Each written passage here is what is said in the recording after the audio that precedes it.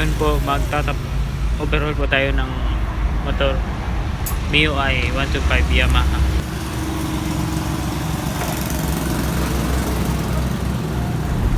Kasi malakas na po yung usok niya at saka knocking na po yung makina niya.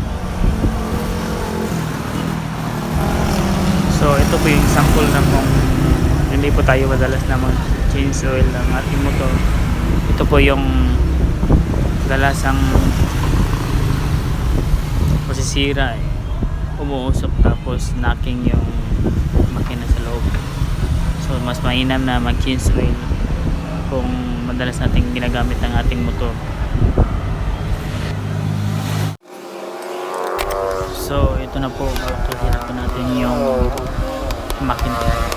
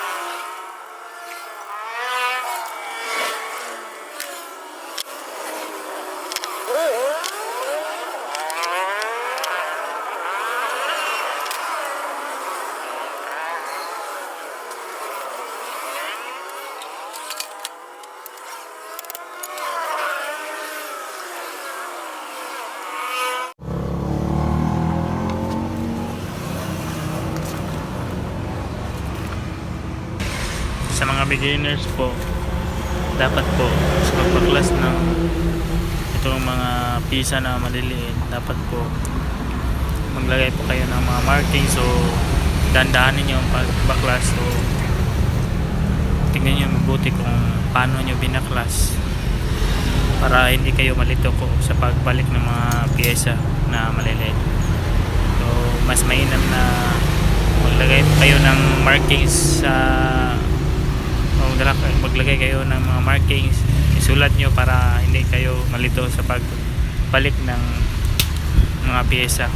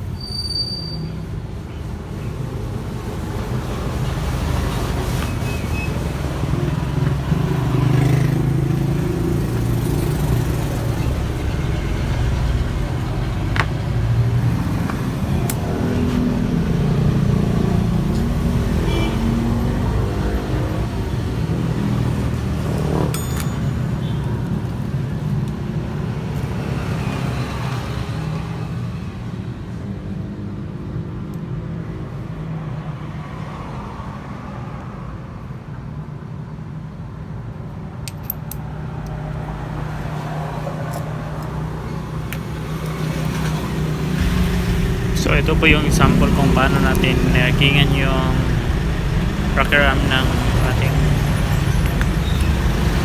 motor.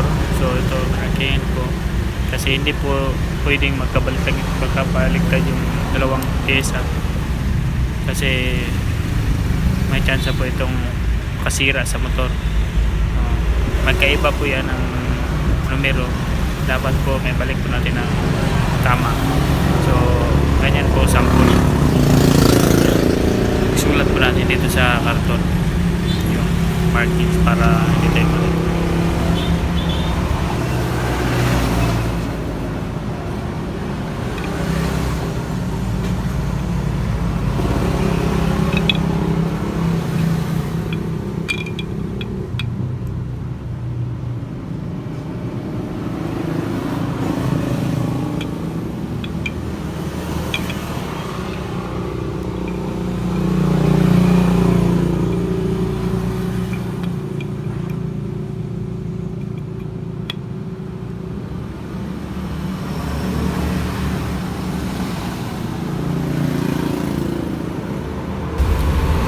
Para po sa lahat ng bagong nakapanood ng ating channel, sana po i-like and subscribe nyo po yung ating channel para sa mga future videos pa natin i-upload sa ating channel.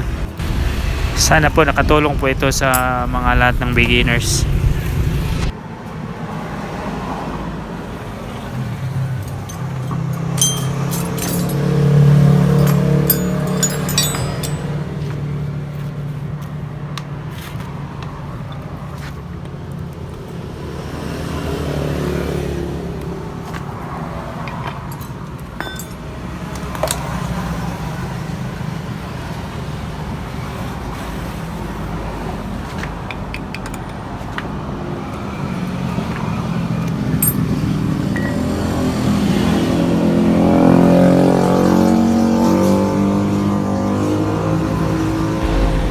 Ito po yung tinatawag na valve spring at saka valve locks.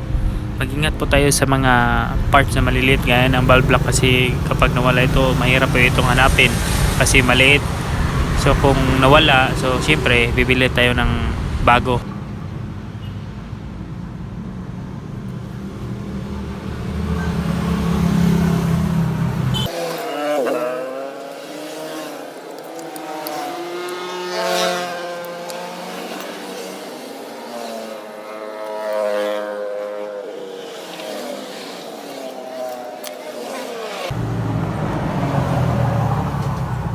Ito po sa kanyang valvula, yung valvula niya, ito sa exhaust niya, kailangan na po palitan kasi nipis na po yung sa itaas na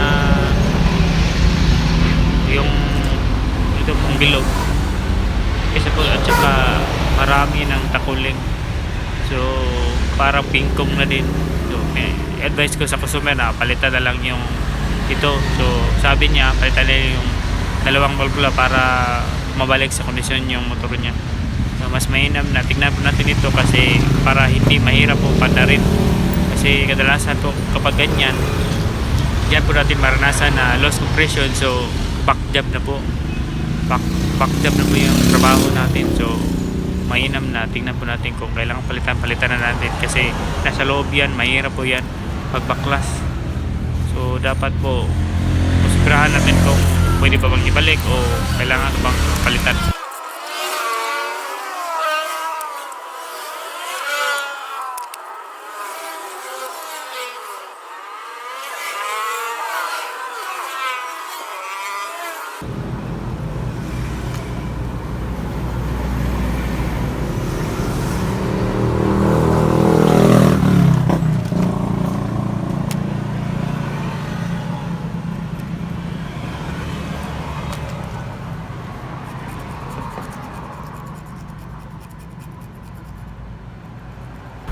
Ito na po, natanggal na po natin yung pin ng motor or makina. So lilinisan na natin to.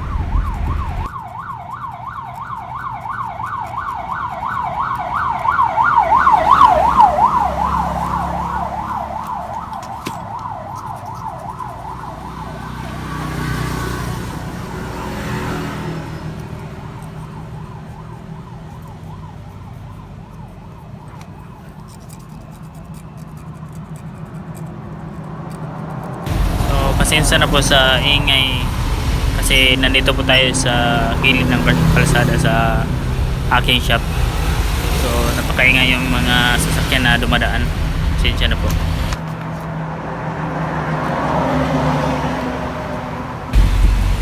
So sa paglilinis itong mga takuling ng sa loob ditong ating balbula, dapat po wag po nating tamaan ng cutter yung dalawang yung kumikinang-kinang na bilog. Wag po natin tamaan yan ng cutter para hindi magasgas, para iwas po tayo sa loss compression. So tagalin lang natin yung sa gilid ng mga takuling, wag po dyan sa yung may kintab na parang puti. Wag po natin tamaan yan ng cutter para hindi po tayo magka-problema.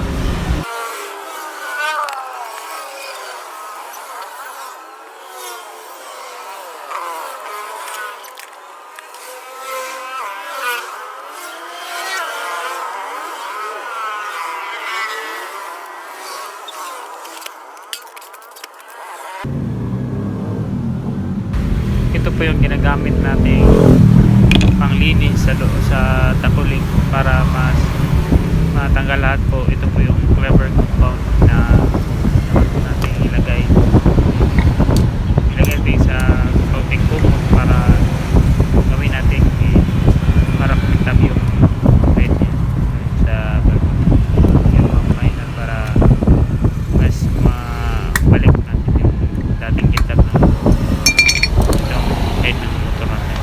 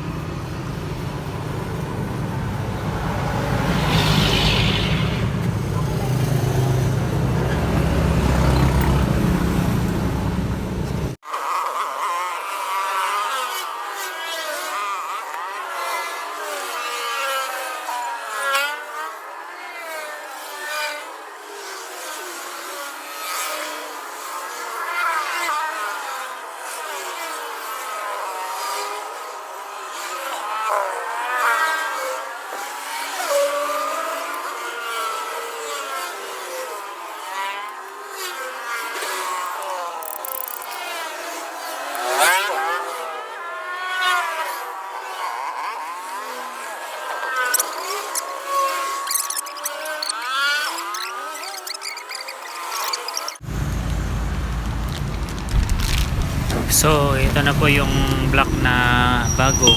Pinalitan po namin ng block na bago. Sinabihan ko yung may-ari na bibili na lang tayo ng bago para bumalik yung motor sa kondisyon niya. So nabili po namin itong block na sa halaga ng 1,200 pesos. Kasama na po yung piston ring set na po yung nabili natin. Talpak na po diretso sa loob. So install po natin yung piston ring. Dito po hindi ko na iisa-isahin yung piston ring kung paano ito i-install. May video naman tayo sa ating channel, so tignan nyo lang yung kung paano ikabit yung piston ring sa piston. So magkapareha lang yan sa lahat ng piston, magkapareha po yung pag-install ng piston ring.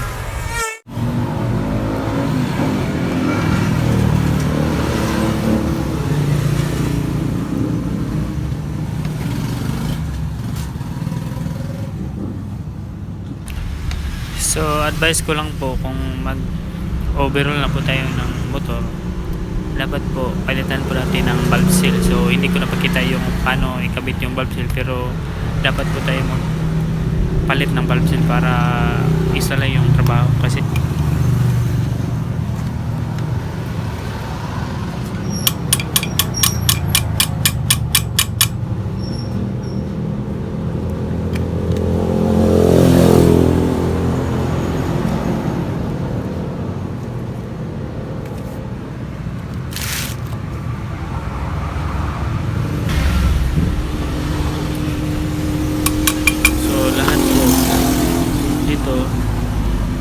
valvula niya pinalitan po natin ng bago para maibalik sa dating kondisyon yung ng motor. So ito lahat bago.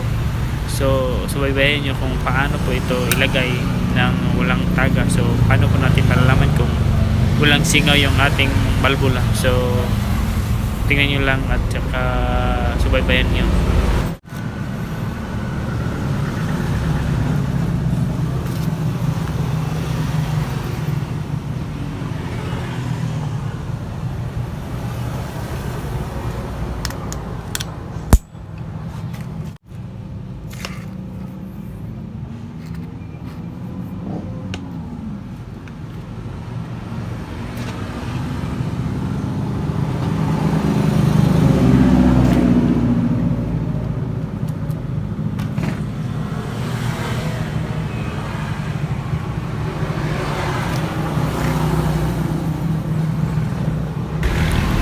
Ito na po yung kung paano natin testingin kung may singaw ba yung balbula.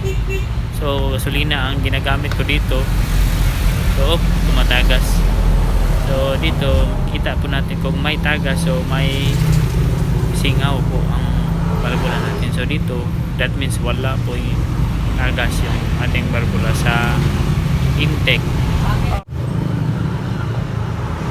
Dito po sa paglagay ng camshaft, hindi po tayo malilito dito kasi may bukol po. Tapat nyo lang yung bukol sa may butas.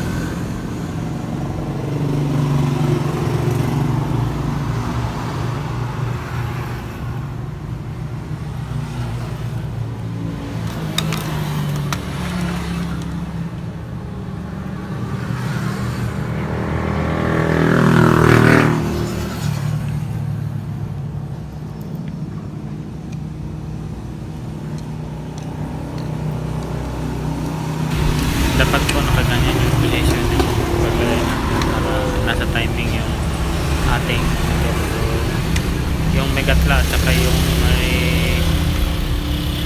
nut na alin na pataas, dapat magkara po yung gatla at saka yung bukol para nasa timing yung motor natin. Sa pag-install po ng cam gear, dapat mo natin tandaan na yung may gatla o may butas po sa camshaft, dapat po nakapasok po yung bukol sa ating cam gear doon para nasa timing yung ating cam gear. So dapat may pasok po yung maliit na doon sa gatla.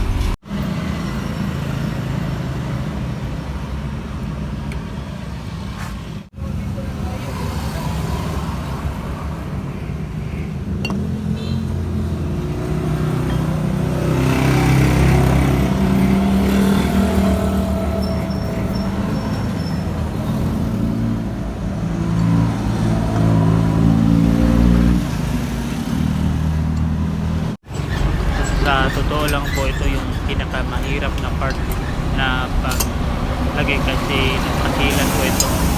Kapag hindi po natin ito na sintro dinadahan, baka maipit yung ring at saka mawala yung sa position niya. Posible pag tapos natin ng mag-install at saka pinanggal natin may puso kasi yung ating ring ay na misplace po, hindi po na sa position, tamang position po.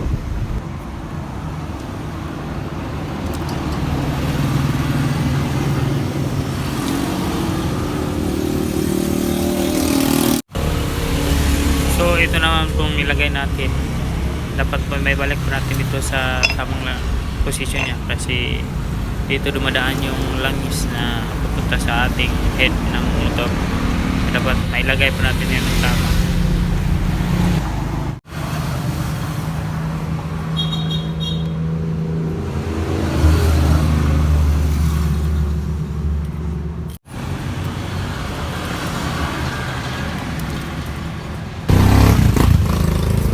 Sa atin pong ginagamit na sa atin pong diskarte sa paglagay ng ating gasket sa gasket dito sa ating clamp, lagyan ko muna ng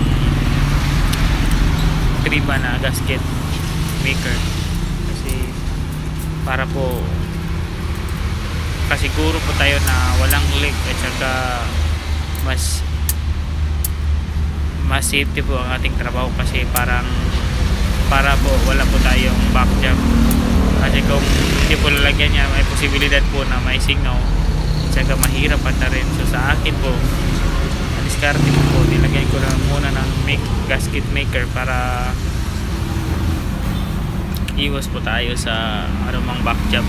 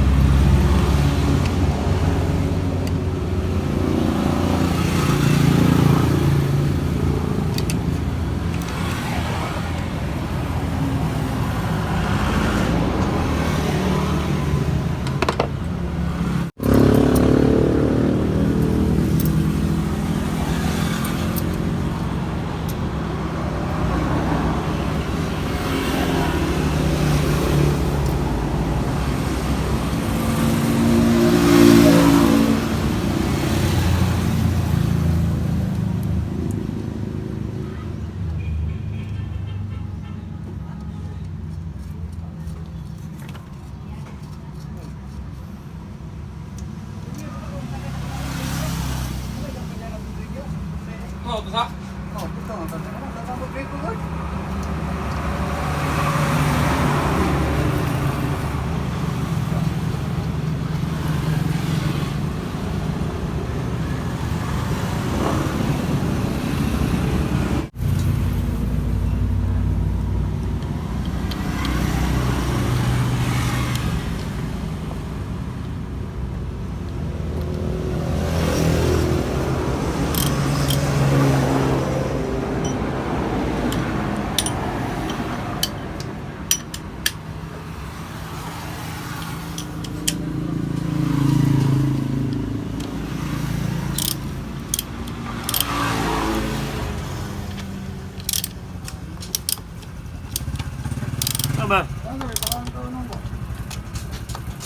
Para ba ko gibuhat? Unsa man na?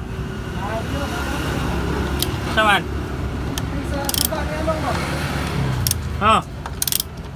Ano man eh? Ano nagili sa bulb na kay Sunog na po? buto ano ko bro ng wiring sa ano? Ni kon man yan siyang iya suka yang kaya dili ilalo mo kon dili mo anas. Ha? Kuha na. Like ko. Kadungo ng suga na. Ang bali na yung pagkataod. Dili mo anas sumawo. Ha? Ano LED mura naman nag-flashlight. Kapatay ka flashlight. Nga na ba nga murag mo. Usaray gikuha. Dili no. LED mo na.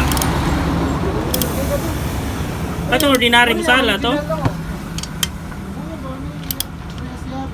Nakatong bumbilya ra.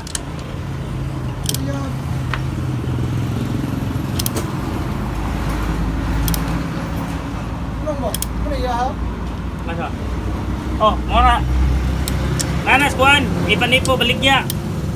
Ipanipo. Dia unahan des kuan. Nara may kuan, sagasang ipanipo basta na dito at Bangorso na ipanipo dito min ba? No freedom na ipanipo pwede ka kabulong na dito napos ready. Nanas mga kuan 100 plus kay original man. 100 plus or 200 plus basta kay ana lagi. Kung orig. Di man ko na musala ng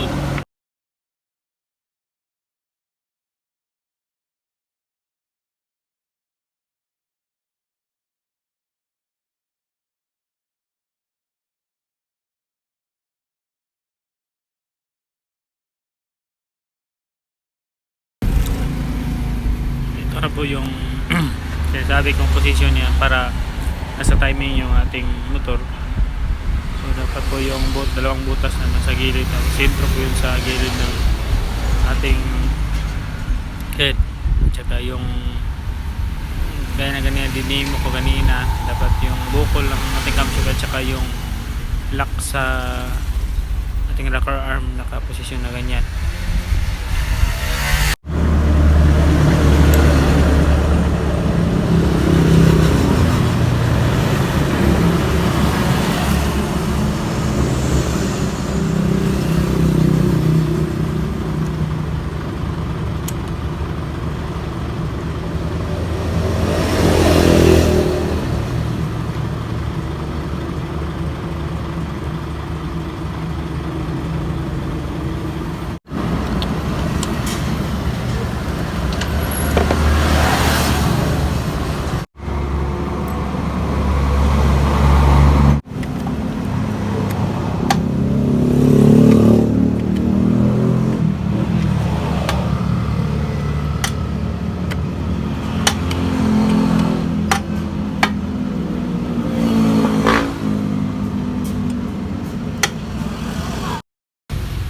Salamat po sa lahat na nakapanood. God bless po sa lahat. Sana po i-subscribe niyo po yung channel natin. Salamat po sa lahat ng